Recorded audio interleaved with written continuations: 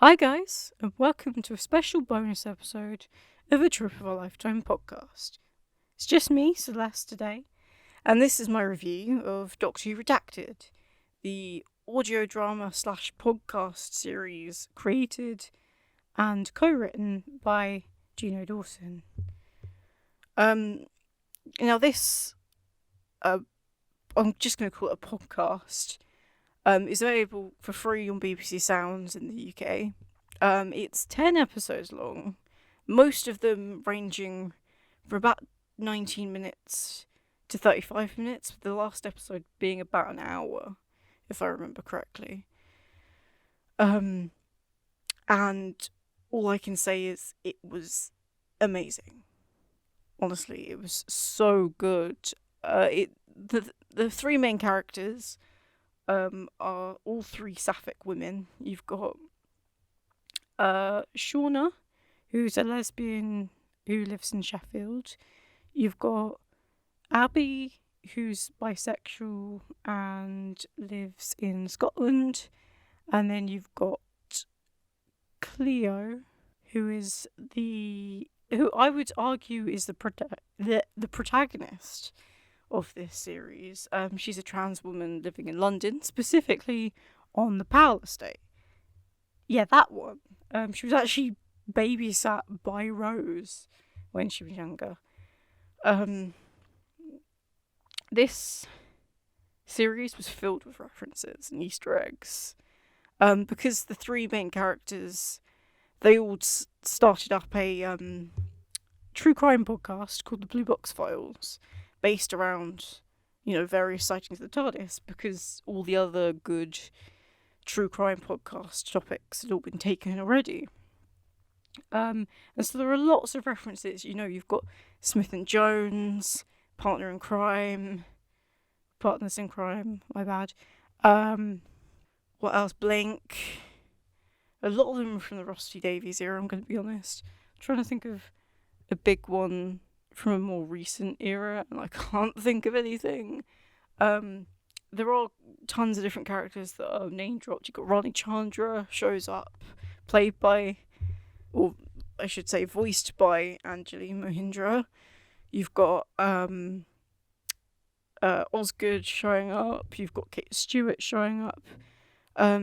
Minor characters like Dr. Morgenstern from Smith and Jones, and also Penny Carter from Partners in Crime, all talking about their experiences. Except, problem is, people are starting to forget who the Doctor is.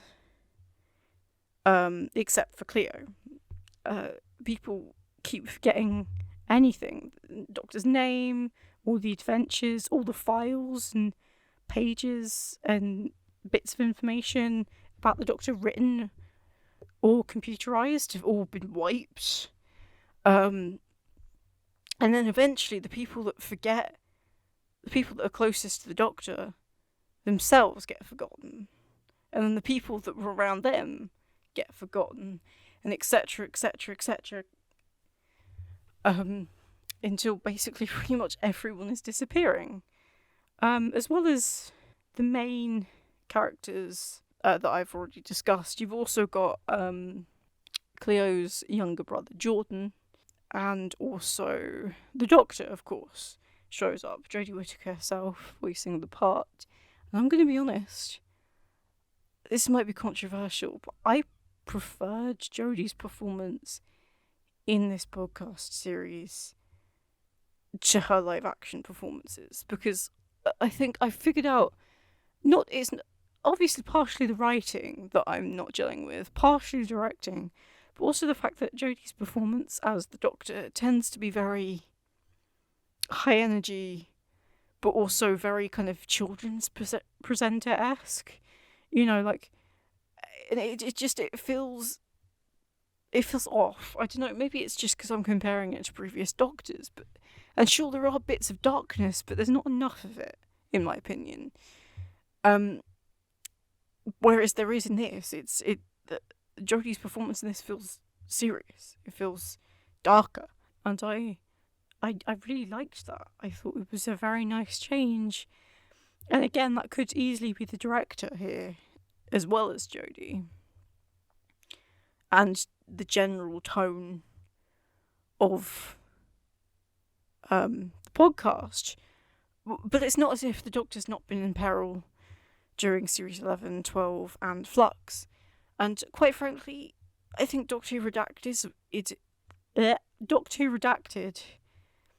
is what Flux wished it was, or at least what I wished Flux was. Not that I didn't enjoy Flux, I did. It didn't come together in the way I wanted it to, because there was too much going on. Whereas this, it was perfectly balanced. There was a lot of foreshadowing, whether it's, the fact that Cleo's dad had gone missing, the fact that everyone had started forgetting the Doctor, and you knew as soon as, Cleo mentioned the Doctor's name, everyone's like, what? And she had to keep explaining and keep going over and over again. I really like those aspects. What else? What was the rest? Was there any other foreshadowing? Can't remember. Vastra was great. Unfortunately, I didn't even realise it was Vastra to start off with, because the actual voice actress sounded more like Lindsay Duncan than she did Neve McIntosh, especially because she wasn't Scottish. There wasn't even an attempt to put on a Scottish accent, which meant I didn't pick up that it was Vastra until they literally said, oh, that's Vastra. I was like, oh, okay, cool. Completely passed me by. I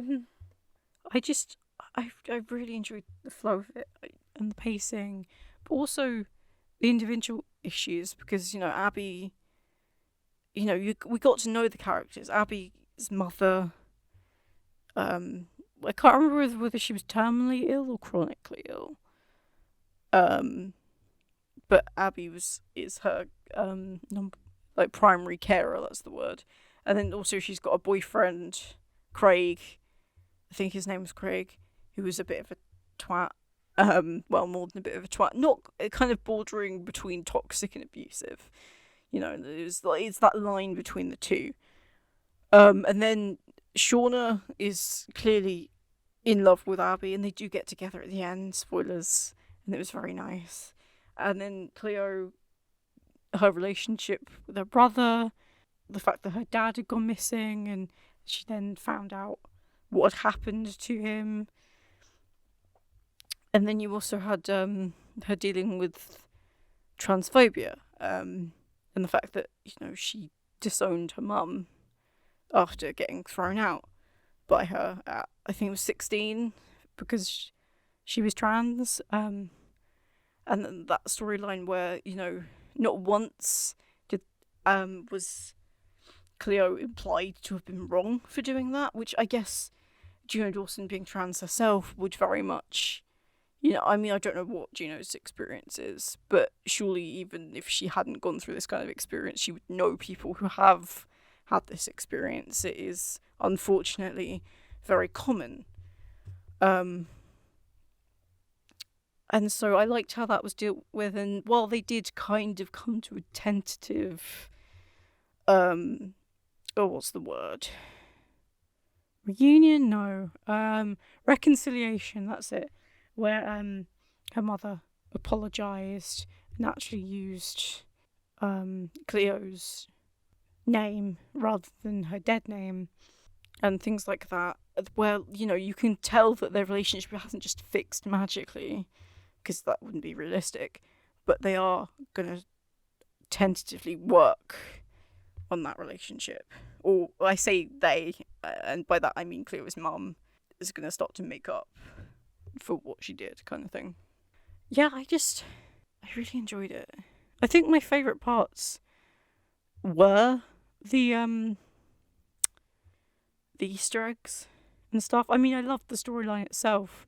I thought the fact that it's a psychic virus that's the Doctor accidentally contracted, and then accidentally then threw that past it to everyone throughout the universe, because she's interacted with so many people through the years, was very clever, it's different. It's not something I've seen before, and I like that. It was new. Oh yeah, I also really liked the tie-in with the mobile game. Can't remember what it's called. That has Osgood and Larry Nightingale as the main characters, and Larry literally references his events from that game. I have played it. I played it with my dad a couple of years ago when it came out. I really enjoyed it. I mean, it scared me half to death, but I did really enjoy it with the Weeping Angels and stuff. Now, Larry Nightingale, if you don't know, was the one of the main characters in Blink alongside Sally Sparrow. He was the guy that she ended up with at the end of that. And I would recommend playing the game if you so felt like it, because it is very good. I think it's free, or if it's not, it's fairly inexpensive. I'm not sure. It might have been like $2.99 or something. I can't remember. It's been a while since I played it. But I do recommend it. It was very good. I mean, it's not a long game. Depending on how quickly you work things out and how much time you have to spend on it, you could probably get it done in a day quite easily if you wanted to. Or pause and come back. But that game in itself also tied directly into the Time Fracture / Time Lord Victorious event that back in 2020. So there's a bit of a link indirectly to that as well. Not sure what else to say. Honestly, I think if you love anything to do with Doctor Who, you'll love this. I would say it's one of the best 13th Doctor stories. Full stop. I mean, I haven't read many of her comic book stories, and only half of one of the novels, which coincidentally was also written by Gino Dawson. But I'm comparing it purely to the TV show, and it is one of the best.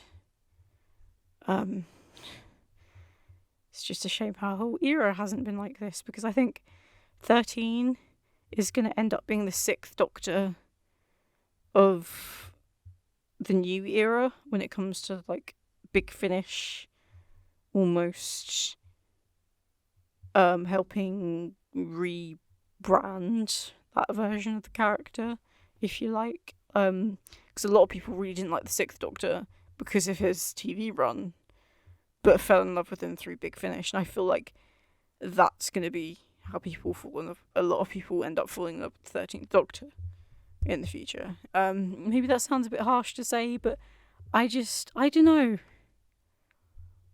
I haven't seen many long-term fans of the show. Maybe I'm looking in the wrong place, that have really loved Jodie's era. Like, I've enjoyed it, but comparatively it's not as strong. And that's a bit of a disappointment, especially considering she's the first female Doctor. So that's my review. I tried to... I mean, there are some spoilers in this, but I tried to keep it to a minimum. As of a rating, I mean, bear in mind, the reason why some of it's a bit vague is I actually listened to this about a month ago. Possibly a month and a half ago now, actually. I just haven't set up my recording studio for a while. Hence why I haven't recorded it until now. But, no, I think I would give it a solid 9 out of 10 from what I remember. Like, it was almost perfect, honestly. And I would thoroughly recommend if you haven't listened to it. That's all I've got time for this mini bonus episode. Thank you for listening, and hope to see you next time.